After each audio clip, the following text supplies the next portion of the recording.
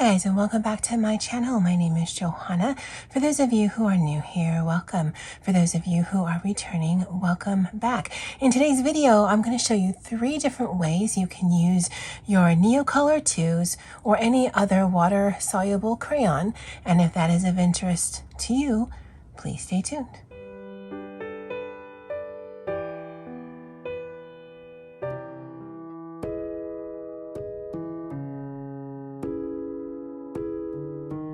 Alright, so I want to do a hopefully quick video showing you some different ways that I use my NeoColors, and that's my NeoColor 2s. I think the NeoColor 1 is a different type of crayon.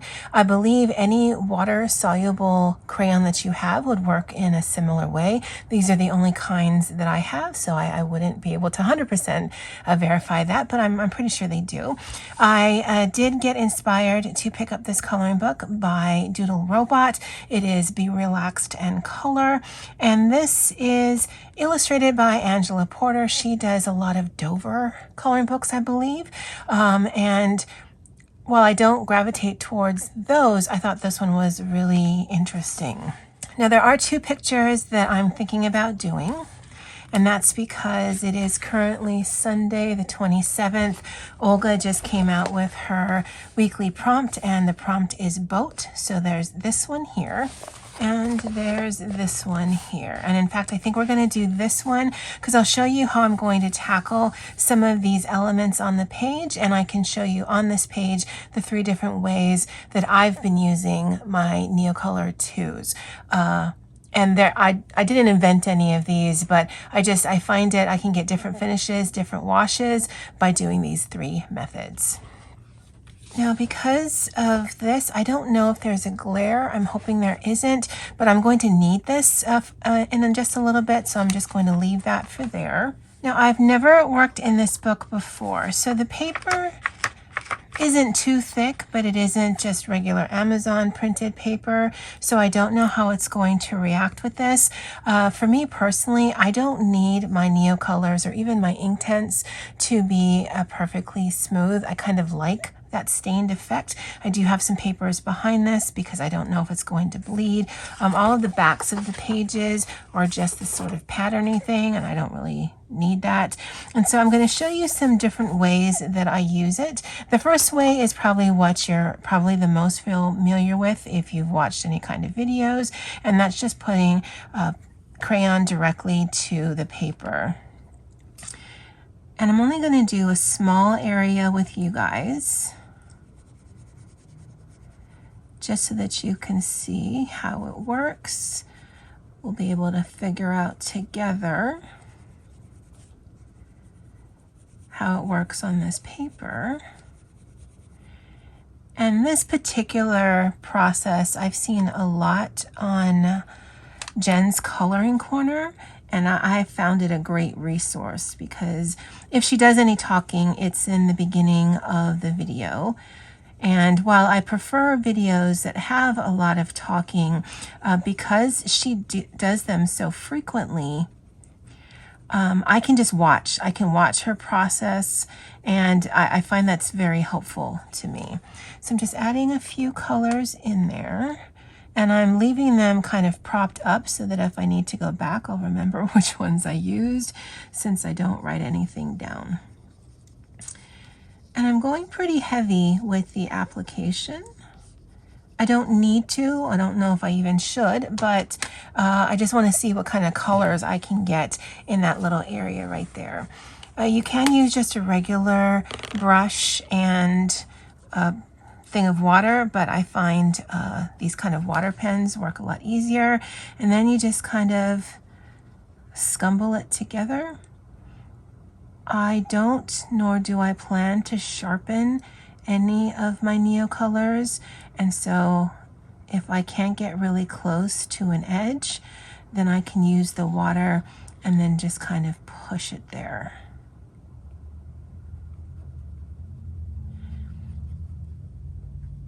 And the paper is already beginning to buckle, so I don't know that it likes water mediums. I don't mind that look. I also don't mind that this is kind of stained looking and it's not going to be an even application. I kind of like that about watercolors. But at the end of the video, I'll show you some tips that might work if you are looking for more of an even application. But they actually have nothing to do with NeoColors. I should say that. Okay, so that looks good. It seems to dry, it seems to soak up. It's not bleeding through, so there's a good thing, although I do have some papers behind it. And that's the first method, where you just put it directly on the page. The second method I'm going to do, and I'm going to do this one before the final one because I need this to dry, is I'm going to use the cover. And I'm just going to color a variety of different greens. Other than the paper wrapper, the entire crayon is usable, and so these are going to last forever and a day. Normally I wouldn't use something that small, but these are expensive and there's nothing wrong with that. The only thing is it hurts my hand, so that's why I normally wouldn't use something that small. And we're just going to add some things in. Now with this method, if you are coloring something that is sizable, you're going to want to create as much of the color as you can because it might be very difficult to recreate the color. So now that we have that, I'm going to try to keep that in frame with you guys. And again, I'm sorry if there is a glare. I'm just going to add some water and just do this right in the cover of the tin. And I've actually done this on some other pages. So once this is done, if I don't use all of this, I can let it dry and then I can reactivate it later, just like a watercolor. Now I don't know what color we're going to get, and honestly, I don't care. So I'm just gonna wash all of this onto the page, even on top of the flowers. And this is one of the things at the end of the video. I'll show you why it doesn't matter that I'm doing it this way. And I can do various mixed media on here. So I might wanna come in and do some alcohol marker. In fact, I think the roads might be alcohol marker. I don't know, I haven't thought that far. But as you see, mixing it on there versus mixing it in the page, you can get a more even wash of color, because now you've just got, you know, the one color versus having various colors, even if you push them into each other. And depending on how much water is coming out of the watercolor brush, it could dilute it, it could make this lighter, it could make it darker if there's not that much water coming out. And again, I like the variance of that. If I wanted to, I could come back in and darken up some of the edges. But I wanted to show you how you could quickly go over one of these things, or any Zentangle or highly detailed page quite quickly, but then how you don't lose any of that by some of the things we're going to be doing in just a bit.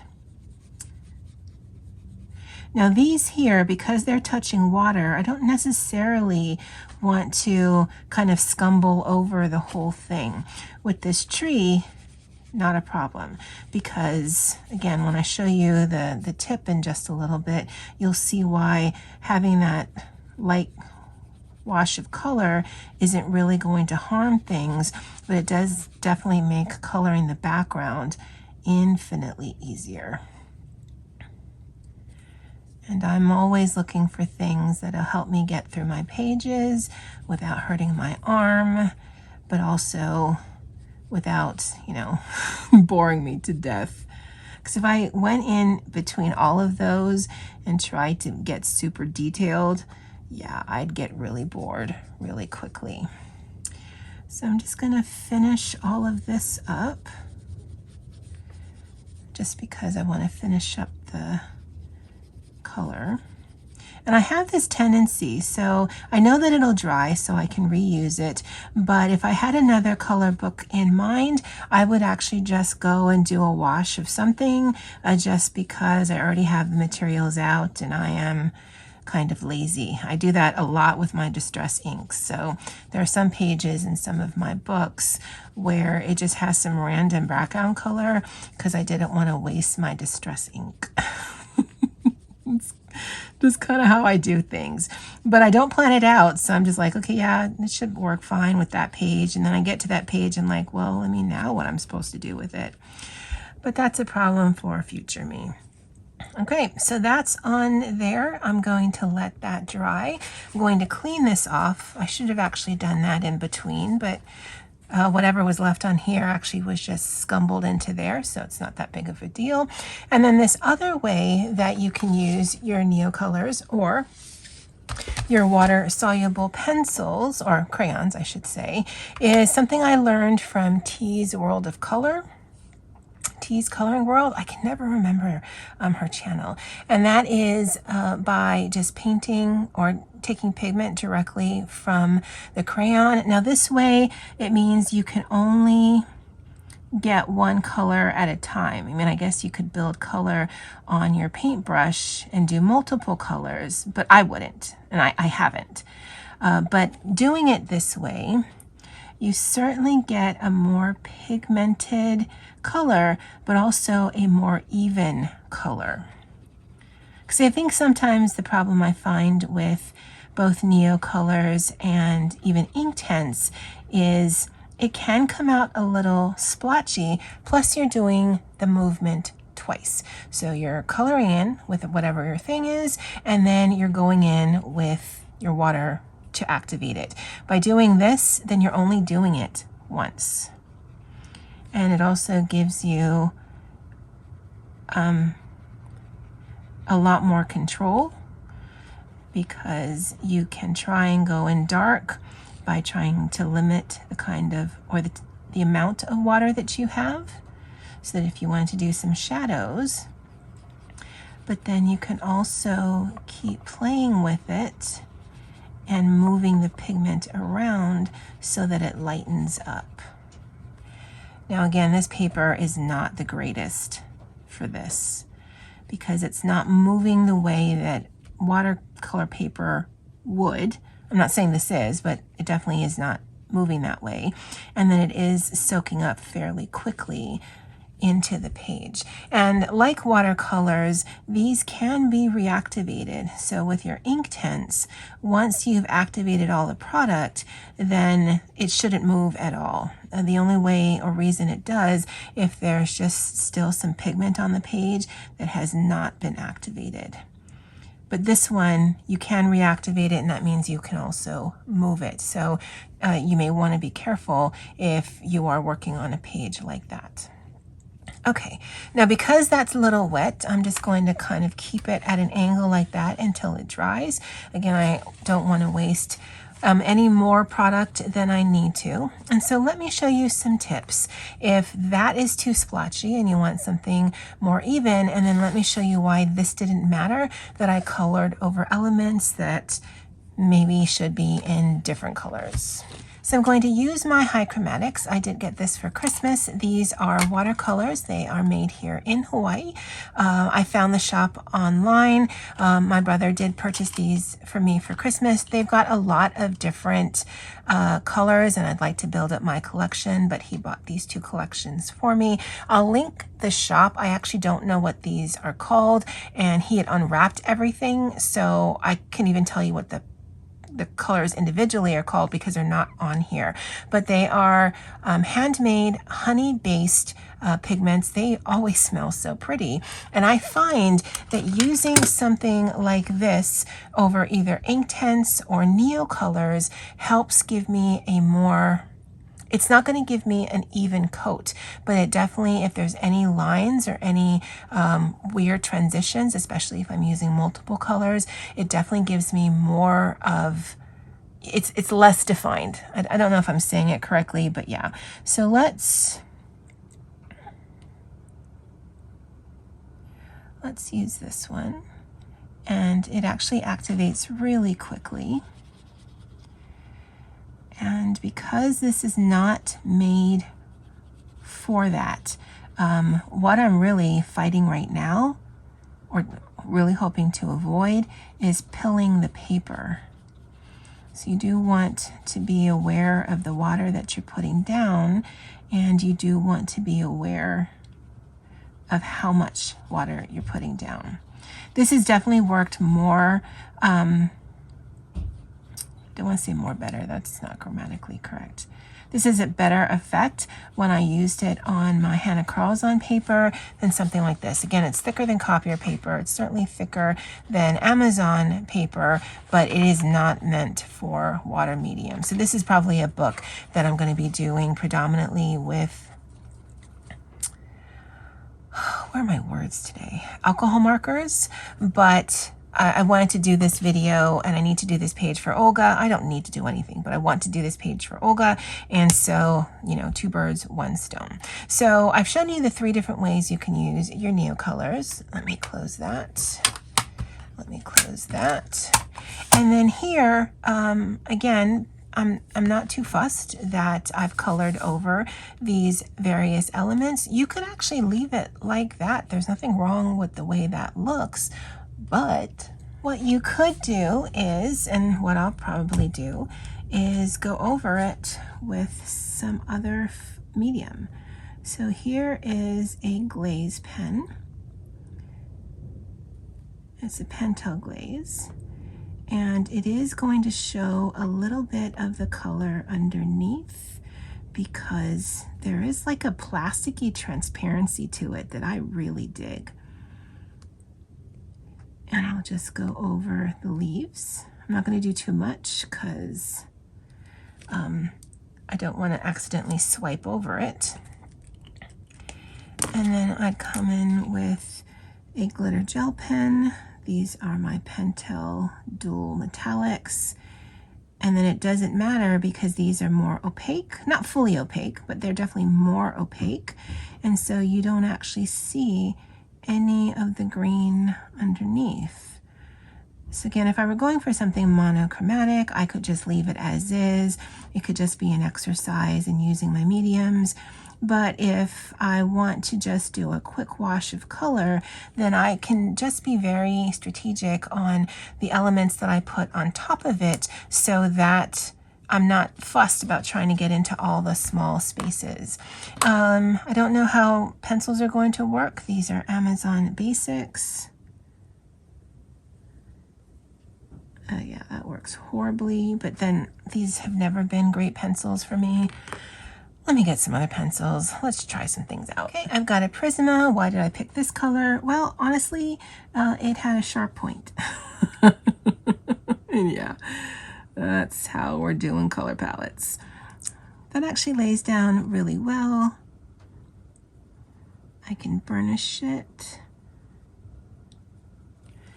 And yeah, you can see a little hint if you're close enough to the paper that there is a little bit of green. But again, once that whole field of flowers are colored in, you shouldn't actually be that close to my page anyway. But let me try a more bargain friendly pencil, and then let me try one of my Lumis. Okay, these are one of my Lumi pencils.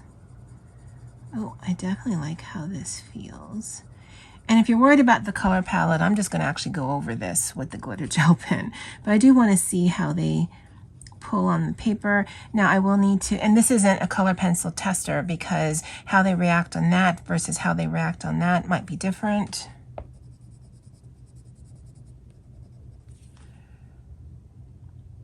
Yeah. And then these are my Brett Funner squares. For how they feel in my hand, less of the pigment on the page. I think the Prisma actually felt the best. Pigment-wise, I think burnishing, I think still the Prisma works the best. But again, it really was an exercise of, even though there's color beneath it, and granted, it's a lighter color, can you layer something on top of it, even if it's pencils, and get a, will you see the green? I don't think so. There's a little bit in here, but maybe I just need to color in more. But I'm hoping this video helps you utilize your stuff, maybe tackle pages that might not have seemed interesting to you or maybe overwhelming, and then just ways that you can look at the page, get as much color as you can, as quickly as you can. As you can see in here, it's quite blotchy, but once I color over this, either with pencils or alcohol markers or whatever, then you're not gonna really see that. Right? All you're going to see is just color on the page. If there's different tones, it could be different ways that the light is hitting it. You can always come in with pencils if you want. I mean, these pages can be as ornate or as simple as you want them to be, but I'm hoping that tackling the pages just seems a little bit less overwhelming and you use your products in a different way. It's Sunday. I don't know why I'm so scattered. Maybe I need some coffee. Anyway, guys, that's it for me for now. And as always, aloha.